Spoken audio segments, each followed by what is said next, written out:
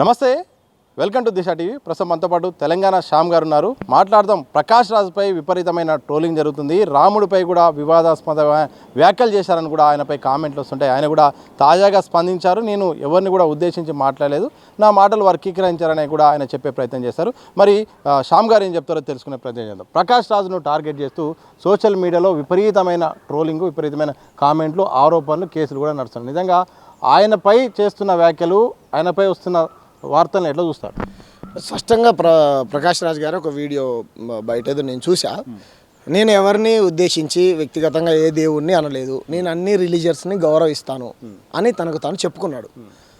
నరేంద్ర మోడీ గారి ప్రభుత్వాన్ని, ఈ దేశంలో మతం చాటున రాజకీయం చేసేటువంటి రాజకీయ పార్టీలని, అధికారంలో ఉండి ప్రజలకు ఇచ్చినటువంటి హామీలను నెరవేర్చకుండా కల్లబొల్లు మాటలు చెప్పి ప్రజల్ని భ్రమల్లో ముంచుతున్నటువంటి పార్టీలని విమర్శించేటువంటి వ్యక్తులు ఆయనను విమర్శిస్తున్నారు తప్ప సమాజం ఎవరు ఆయనను విమర్శించట్లే.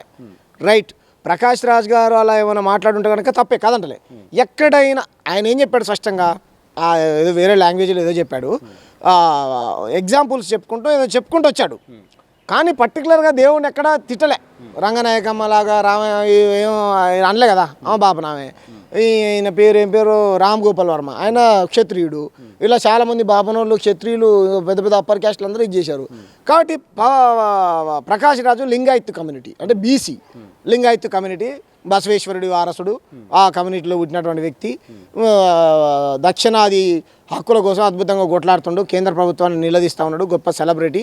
ఆయన అన్ని సినిమాలలో, పాన్ ఇండియా సినిమాలలో అన్ని భాషలలో నటించినటువంటి గొప్ప యాక్టర్. ముఖ్యంగా రాజ్యాంగ ప్రేమికుని నేను నాస్తికున్నాను ప్రకటించుకున్నాడు. ఆయన మాటలని వక్రీకరించి దీన్ని ఆయన ఒక రకమైనటువంటి ఒక ద్రోహిగా ముద్రించేటువంటి ప్రయత్నం చేస్తూ ఉన్నాయి కొన్ని శక్తులు. ఆయన స్పష్టంగా చెప్పుకున్నాడు. కాబట్టి ఇదంతా కుట్రలో భాగంగా తన పైన జరుగుతున్నటువంటి దాడి. ఆయనకైతే ఏ పార్టీలతోని సంబంధం లేదు. ఆయన న్యూట్రల్ వ్యక్తి, ఒక ప్రజాస్వామ్యవాదిగా చూస్తాం మనం ఆయనని. నేనైతే అలాగే చూస్తున్నా. నేను డిబేట్లో కూడా ఇదే చెప్పా. ఒకవేళ అలా ఏమైనా మాట్లాడుంటే కనుక నేనే ముందు ఖండిస్తాను ఆయన మాటలని. సో ఆయనది కర్ణాటక రాష్ట్రం. కర్ణాటక రాష్ట్రానికి సంబంధించిన ఎంపీ తెలంగాణ విభజన మీద కూడా పెద్ద ఎత్తున సంచలనమైన వ్యాఖ్యలు చేశారు. అసలు పాకిస్తాన్తో పోల్చారు. ఒక తెలంగాణ శ్యామ్గా ఎట్లా చూస్తారు? ఇప్పుడు చెప్పుకుంటూ వచ్చాం, ఖబర్దార్ తేజస్వి సూర్య, నువ్వు ఎవరైతే కర్ణాటక నుంచి ఎంపీగా ఉన్నావో నిన్ను 2 సార్లు ప్రజలు గెలిపించింది అక్కడ ఉన్నటువంటి ప్రజలకు చక్కటి పాలన అందించమని.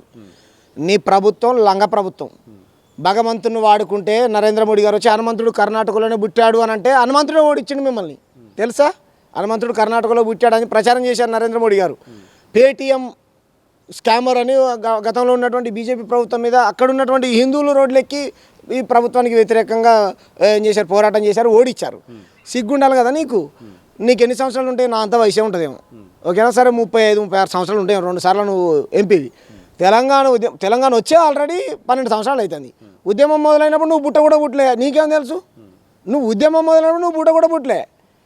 నువ్వు ఏ దశ అయినా సరే, మళ్ళీ దశ అయినా నీకేం తెలుసు? మా బెల్లి లలితక్క గురించి తెలుసా? మా మారోజు వీరన్న గురించి తెలుసా? నీకేం తెలుసు? మా గదరన్న గురించి తెలుసా? మా గూడంజన్న గురించి తెలుసా? మా అమరవీళ్ళ గురించి తెలుసా? మా శ్రీకాంతాచారి చచ్చిపోతూ అమ్మ కావాలి, నాన్న కావాలి, ఆస్తులు కావాలి, పైసలు కావాలి అనలే. ఒకవేళ ప్రయోజనాల కోసం జై తెలంగాణ అంటూ కాలిపోయిండు భావితరాల కోసం. ఖబర్దార్, సారీ టు సే, రే ఖబర్దార్, గుర్తుపెట్టుకో. నువ్వు రాజ్యాంగబద్ధ పదవిలో ఉన్నావు. మా నేలని పాకిస్తాన్తో పోలుస్తావు. హౌలే, ఏమనుకుంటున్నావు? పాకిస్తాన్ బంగ్లాదేశ్ని, భారత్ని ఏ విధంగా, పాకిస్తాన్ ఈ దేశాలను ఏ విధంగా బ్రిటిష్ అలా అంటే మా రాష్ట్రం నీకు ఏమైనా పాకిస్తాన్లా కనపడుతుందా? నీకు ఇష్టం లేదు అయ్యడం? కాంగ్రెస్ ప్రభుత్వం విమర్శించాలంటే కాంగ్రెస్ ప్రభుత్వాన్ని విమర్శించు. నీకేం నొప్పి? పార్లమెంట్లో బిల్లు పెట్టి అన్ని పార్టీల మద్దతును కూడగట్టుకొని ప్రజా సంఘాలన్నింటినీ ఒక జేఏసీగా ఇచ్చేసి అన్ని దేశం అంతా వీడు అదేమన్నా సపరేట్గా ఇచ్చిర్రా తెలంగాణ? ప్రజలందరూ చూస్తుండగానే ఇచ్చింది. వాళ్ళే చెప్తారు మళ్ళీ, మా సుష్మా స్వరాజ్ గారు లేకపోతే, మా బీజేపీ పార్టీ లేకపోతే తెలంగాణ వచ్చేది కాదని అంటారు. మళ్ళీ మీరు తెలంగాణ తలుపులు మూసి ఇచ్చిర్రు, తెలిసి ఇచ్చిర్రు. పాకిస్తాను భారత్లో ఏ విధంగా విడదీసిర్రు ఆ విధంగా విడదీసిర్రు. తల్లిని చంపి బిడ్డను బతికిచ్చిర్రు, బిడ్డను చంపి తల్లిని బతికిచ్చిర్రు. ఇటువంటి కథలు చెప్తారు. ఎవరు తల్లి ఎవరు బిడ్డ? మీరు ఏమనుకుంటున్నారు? ఉస్మానియాలో ఉన్నటువంటి షట్లను అడుగు చెప్తారన్నప్పుడు కవులు పాటలు రాసిరు. తెలంగాణలో ఉన్నటువంటి పోలీస్ స్టేషన్ గోడలను అడుగు, ఇటుక పిల్లలను అడుగు. విద్యార్థులు నోటిఫికేషన్లు వేసినా చదువుకోకుండా ఇదే మా భవిష్యత్తు, మా తెలంగాణ వస్తే మా నీళ్లు, మా నిధులు, మా నియామకాలు మా భావితరాలకు అందాలే. సీమాంధ్రులు తెలుగులోనే ముసుగులో 60 ఏళ్ళు మాకు అన్యాయం చేసిరని సీమాంధ్రుల పాలకులకు వ్యతిరేకంగా కొట్లాడిరు. మీకేం తెలుసు మా త్యాగాలు? మీకేం తెలుసు మా త్యాగాలు తెలుసా? కాబట్టి తెలియకుండా ఏది పడితే అది మాట్లాడతామంటే ఖబర్దార్. తనతో నువ్వు తెలంగాణలో అడుగుపెట్టి తనతో నేను పక్క. మేము రాజకీయాలు ఖచ్చితంగా మాట్లాడుతున్నావు, నువ్వు ఎవరైనాగా మాకు అనవసరం. కానీ మా రాష్ట్రాన్ని అవమానిస్తే ఖబర్దార్. అరే మా యాసను అవమానించి, మా భాషను అవమానించి, మా అన్నీ దోసుకొని 60 ఏళ్ళు మీరు చేస్తే కళ్ళకు అద్దినట్టు మేము అందరికి ఏమంటారు కళ్ళు తెరిపించి ప్రజా ఉద్యమాన్ని చేసాం డెమోక్రటిక్ పద్ధతిలో. ఏ తెలంగాణ బిడ్డను ఎవరైనా చంపిండా, ఎవరైనా పొడిచిండా, ఎవరైనా తిట్టిండా? మేము చచ్చిపోయినాం కదా. అరే బలిదానాలు జరుగుతున్నాయి అని చెప్పేసి పెద్ద ఎత్తున ఏమంటారు ప్రపంచంలోనే ఎక్కడ జరగనటువంటి పోరాటం తెలంగాణలో జరిగింది. స్వాతంత్ర ఉద్యమం ఎంత గొప్పదో మా తెలంగాణ ఉద్యమం కూడా అంతే గొప్పది. స్వాతంత్ర పోరాట యోధులు ఎంతటి గొప్పవాళ్ళో మా తెలంగాణలో అమరులైనటువంటి తెలంగాణ అమరులు కూడా మాకు అంతే గొప్పవాళ్ళు. నువ్వు వాళ్ళని అవమానించావు, పాకిస్తాన్తో పోలుస్తావా? గతంలో ప్రధానమంత్రి మోడీ విభజనపై మాట్లాడారు. ఇప్పుడు యువ ఎంపీ ఇట్లా మాట్లాడారు. భవిష్యత్తులో ఎవరైనా విభజన పట్ల కానీ తెలంగాణ ఏర్పాటు పట్ల కానీ వ్యతిరేకంగా మాట్లాడే వారికి మీరు ఇచ్చే హెచ్చరిక ఏంటి? మీకు ఓట్లతోనే బుద్ధి చెప్తాం. మీరు ఏం మొహం పెట్టుకొని అడుగుతారండి? వీళ్ళు ఇప్పుడు గద్దరన్నని అవమానించారు అదే పార్లమెంటు వేదికగా. ఇప్పుడు గద్దరన్న ఏ పార్టీ, మీరు కూడా ఉన్నారు కదా ప్రజా జీవితంలో ఉన్నారు, గద్దరన్న ఏదైనా రాజకీయ పార్టీ కండో కప్పుకున్నాడా? అరే పరేడ్ గ్రౌండ్లో నరేంద్ర మోడీ మీటింగ్ ఉంటే పోయిండు, ఆయన ఉపన్యాసం విందామని. రామానుజుల వారి విగ్రహం ఓపెన్ చేస్తే చిన్నజీరు దగ్గరికి పోయి రామానుజం జై రామానుజం అని మెట్ల మీద పాట పాడిండు. పీడిత ప్రజల గురించి పాటలు రాసిండు, గోషి వంగడేసిండు. తెలంగాణ ఉద్యమంలో పొడుస్తున్న పొద్దు మీద నడుస్తున్న కాలం పాట రాసిండు. ఆయన భావజాలం వేరేది కావచ్చు, కానీ దాన్ని వదులుకొని జనజీవన స్రవంతిలో కలిసి ఆయన 18 సంవత్సరాలు అయింది, 8 సంవత్సరాలు ఓటేసిండు. ఆయన మీద కూడా అక్కసు కక్కారు మీరు. రాజ్యాంగం పట్టుకొని రాష్ట్రం అంతా తిరిగిండు ఆయన. డెమోక్రసీని కాపాడని రాహుల్ గాంధీ దగ్గరికి పోయిండు. నీకేంది మంట? ఆయనను కూడా అవమానించినావు నువ్వు. 2018లో ఆయన కలిశాడు. గుమ్మడి విట్టలు సేమ్ ఇలా హే అని అంటే వెనక నుండి సప్పట్లు కొడుతుండు కేంద్ర మంత్రి కిషన్ రెడ్డి. కథనన్న గొప్పడనే వీళ్ళ ఆయన పేరు దత్తాత్రేయ అలాయబల్ల పెడతాడు కదా, ఆయన చెప్తాడు. వీళ్ళు నరేంద్ర మోడీ సంతాప లేఖలు పంపుతాడు. నేను చాలా దుఃఖిస్తున్నా, ఐ విల్ హట్ అనేది ఇంగ్లీష్లో పంపించిండు. ఒక జానపద గాయకుడు నా హృదయం గాయపడ్డదని పంపించాడు. మరి ఎందుకు గాయపడ్డది? ఇలా అవమానించారు. సరే ఊకున్నాం, అయినా సరే వాళ్ళ పని అదే. అంబేద్కర్ ఇదో ఫ్యాషన్ అయిపోయింది వీళ్ళకు అని రాజ్యాంగ నిర్మాతని పార్లమెంట్ వేదికగా అవమానించాడు. వీళ్ళు మొదటి నుంచి రాజ్యాంగం వెతుకుని ఊకున్నాం. అని తెలంగాణ మీద కూడా ఈ రకంగా విషయం చెబుతా ఉంటే 8 మంది ఎంపీలు ఎవని గుడ్డి గుర్రాల పళ్ళు దోపుతురు వీళ్ళు. కిషన్ రెడ్డి గారు, ధర్మపురి అరవింద్ గారు, ఈటాల రాజేందర్ అన్న, అదేవిధంగా బండి సంజయ్, లేకపోతే డికే అరుణ గారు, కొండా విశ్వేశ్వరరెడ్డి గారు, ఇలా మొదలైన వారు 8 మంది ఎటు పోయారు మీరు? తెలంగాణను అవమానిస్తుంటే పాకిస్తాన్తో పోలుస్తూ ఉంటే మీరు చప్పట్లు కొడతారా, సంబరాలు చేసుకుంటారా? బీఆర్ఎస్ వాళ్ళకి అయితే మాకు గొంతు లేదంటారు. కాంగ్రెస్ వాళ్ళు అరే ఒక మహిళా ఎంపీ మాట్లాడిందండి, కడియం కావ్య గారు, వరంగల్ ఎంపీ. మీకేం నోర్లు బుంగపోయినాయా? తెలుగులోనే మాట్లాడండి, మీకు ఎట్లాగో ఇంగ్లీష్ రాదు, హిందీ కూడా రాదు అనుకో, హిందీ కూడా రాదు, మాట్లాడండి తెలుగులో. ఏం పాపం చేశారు? మీరు తెలంగాణ ఎంపీలు కాదా, పాకిస్తాన్ ఎంపీలా? మీరు పాకిస్తాన్ ఎంపీలా? మీరు చెప్పండి. మరి మీరు పాకిస్తాన్ ఎంపీలు అయితే మేము రేపటి నుంచి పాకిస్తాన్ ఎంపీలుగానే చూస్తాం. మేము ఎంత దుర్మార్గంగా అవమానించాడని. పార్లమెంటులో అవమానిస్తే బయటకు వచ్చి మీరు నిరసన కూడా తెలియజేయాలి. ఆయన మాటల్ని వెనక్కి తీసుకోవాలని ఓ మాట కూడా మాట్లాడలే, ఖండించలే మీరు.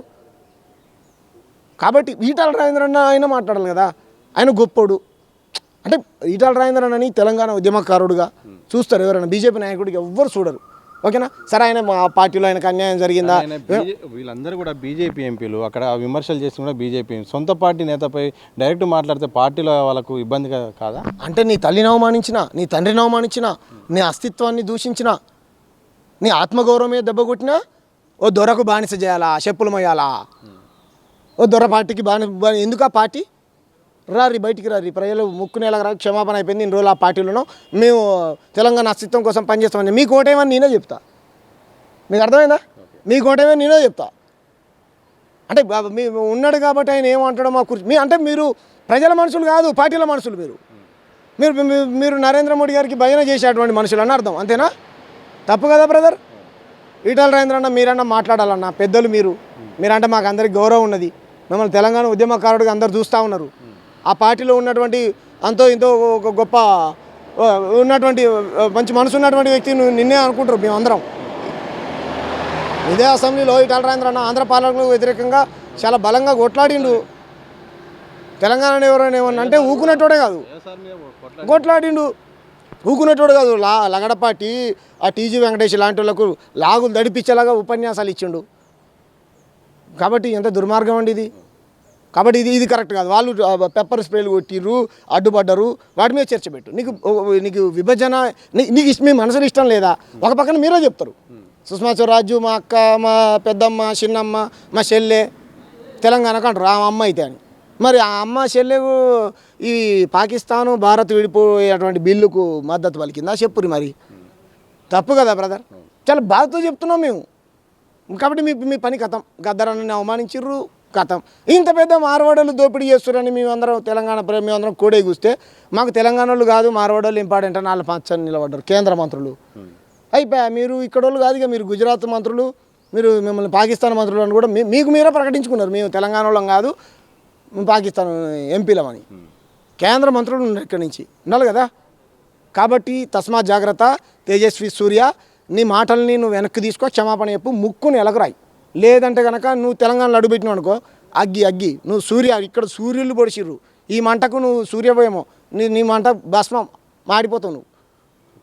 ఇది వాళ్ళకి క్షమాపణ చెప్పాల్సిందే, వీళ్ళు బాధ్యత వహించాలి. ఇదంతా నరేంద్ర మోడీ గారి కడుపులో నుంచి వచ్చినటువంటి అక్కసు ఈయన వెళ్ళగక్కాడు.